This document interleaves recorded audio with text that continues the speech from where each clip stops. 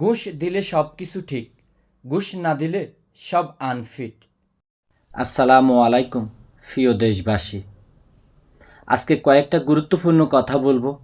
আমি ভাইরালের জন্য না এবং কি ভিউজ কামানোর জন্য না, শুধু আমাদের দেশের গরিব জনগণের জন্য কথাগুলো বলবো।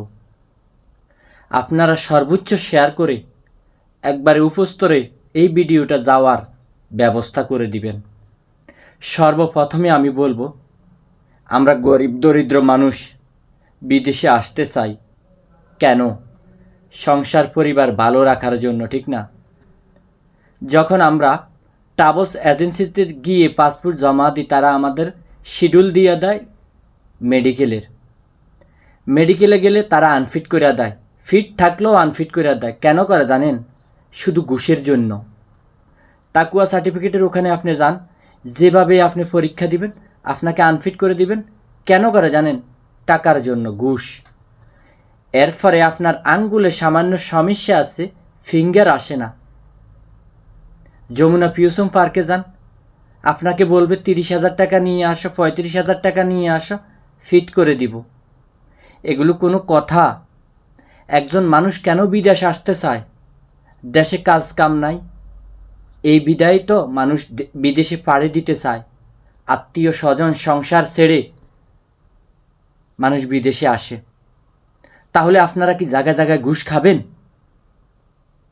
আজ পর্যন্ত আমাদের বাংলাদেশে কোনো সরকার বা কোনো প্রশাসন ঘুষখোরের উপরে নজরদারি করে নাই। এই কারণে ঘুষখোর সারা জীবন ঘুষ খেয়ে যায়, সাধারণ জনগণের জীবন ধ্বংস করে দেয়। আমরা কি দালাল, ট্রাভেলস, ঘুষখোর, মানব পাচারকারী থেকে রক্ষা পাবো না কখনো? আর আমার এই ভিডিওটা সব প্রবাসী ভাইকে বলবো, সর্বোচ্চ শেয়ার করবেন গুরুত্বপূর্ণ কথাগুলো। কেননা আমি আজকে 8 মাস আমার ছোটো ভাইকে নিয়ে ভুক্তভোগী হচ্ছি।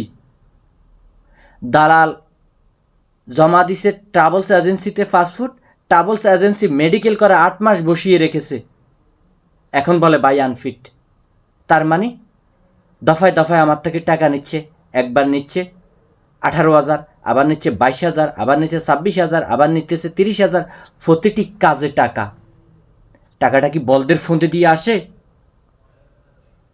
আমাদেরকে কি রক্ষা দিবে না বাংলাদেশ সরকার এসব কিছু থেকে?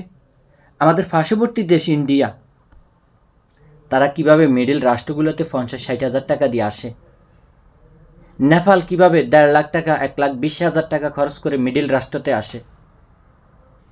তো আমরা কি বাংলাদেশের নাগরিক হয়ে বাংলাদেশে জন্মগ্রহণ করে আমাদের কি সেটা অপরাধ? কেন আমাদের বাংলাদেশ সরকার আজ পর্যন্ত এসব ঘুষখোরের উপর নজরদারি করে নাই, প্রশাসন করে নাই? এখন 12 তারিখে ভোট, কেউ আছেন ফ্যামিলি কার্ড নিয়ে, আর কেউ আছেন জান্নাতের চাবি নিয়ে। ভাই, আমাদের এগুলোর দরকার নাই। আমাদেরকে কর্মের ব্যবস্থা করে দেন, ঘুষখোর থেকে মুক্ত করে দেন। আমরা প্রবাসে পাড়ি দিব, প্রবাসে ইনকাম করে ফ্যামিলি চালাবো, দেশকে দেখব। তারপরও ঘুষখোর এবং কি দালাল চক্র এবং কি আপনার যে যে জায়গাগুলোতে ঘুষ খায় এবং কি বলে ট্রাভেলস এজেন্সি থেকে আমাদেরকে মুক্ত করে দেন প্লিজ। আমার ভিডিওটা সর্বোচ্চ শেয়ার করবেন কথাগুলো। আমি খারাপ কথা নিয়ে ভিডিও করি নাই, ন্যায্য কথা নিয়ে ভিডিও করেছি।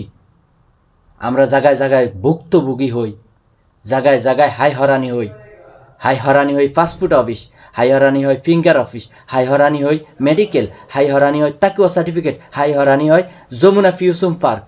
কেন প্রবাসী হাই হরানি হবে? এর পরেও কষ্ট করে আসার পরে এয়ারপোর্টে হাই হরানি হই, লাকি চুরি হয়। সকল ভাই বন্ধুদের বলবো, প্লিজ ভিডিওটা কেউ এড়িয়ে যাবেন না, সর্বোচ্চ শেয়ার করবেন। প্রবাসী ভাইরা বেশি বেশি শেয়ার করবেন। আসসালামু আলাইকুম। ভুল ত্রুটি হলে ক্ষমা করে দিবেন।